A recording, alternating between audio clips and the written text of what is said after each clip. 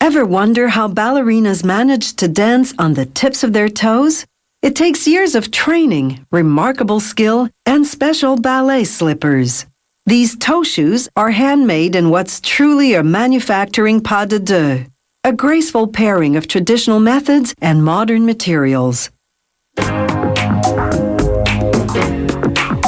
They sew the toe shoe's exterior from 3 pieces of satin. They cut those pieces using a press equipped with a metal die. It slices through enough fabric at a time to make 4 pairs of shoes. They also cut a pure cotton lining for each piece to protect the dancer's feet from irritation. This V-shaped piece is called the vamp. It'll become the front half of the shoe. The seamstress extends the V by attaching the 2 other satin pieces called the quarter panels. They'll form the back half of the shoe. She sews the ends of the V together, making a heel seam, which she reinforces with a rayon ribbon. Then she feeds the same type of ribbon through a special machine that folds it in half over a drawstring. She stitches it to the top perimeter of the shoe.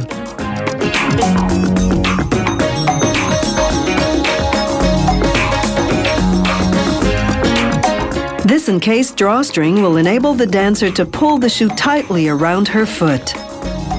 Now they put the satin upper onto a wooden form to check the sizing. It's absolutely critical that the height of the vamp be correct to within 3 millimeters. If it's even slightly off, the top of the shoe will cut into the dancer's foot. The shoemaker nails the cotton lining to an insole on the bottom of the form. The insole is made of rigid cardboard for support, imbued with plastic for flexibility. After trimming off the excess, he glues the lining onto the insole, making neat little pleats. Once the glue dries, he removes the nail and trims the excess pleating to eliminate any bumps that would irritate the foot. Now they sculpt the toe box, the hard encasing inside the tip of the shoe.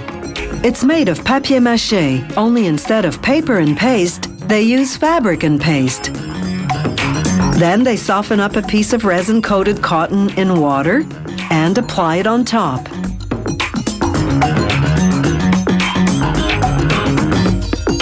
Next, they saturate 2 pieces of burlap with paste and apply them one after the other over the cotton.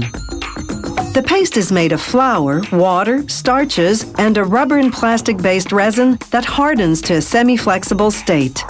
That's key because the toe box has to be stiff enough to bear the dancer's full weight, yet flexible enough so that the ballerina can move fluidly.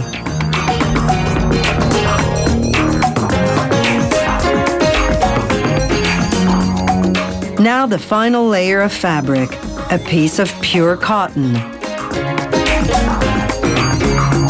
They wrap the toe box in plastic wrap to keep the hammer clean as they square off the front, creating what's known as the platform. Then they press the toe box onto a piece of marble to make it completely flat. They verify that the platform is perfectly square. If not, the ballerina will topple over. After letting the toe box dry for 24 hours, they glue the lining over it with contact cement. They trim off the excess, then glue the satin over the lining, forming delicate pleats. They use lighter glue this time because contact cement would stain the fabric.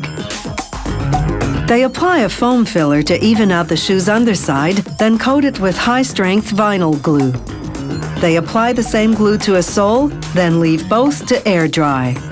24 hours later, they put them on a heater set to 93 degrees Celsius. This reactivates the dried glue in about half a minute. They apply the sole, then put the shoe in a press for 15 seconds to solidify the bond.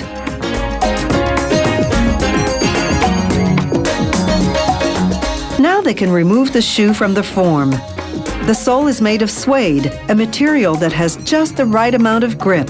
It's non-slip, yet still enables the dancer to glide smoothly across the floor. The last step is to glue in a white suede sock liner. It cushions the ballerina's foot, and keeps it from slipping forward when she's dancing on her toes.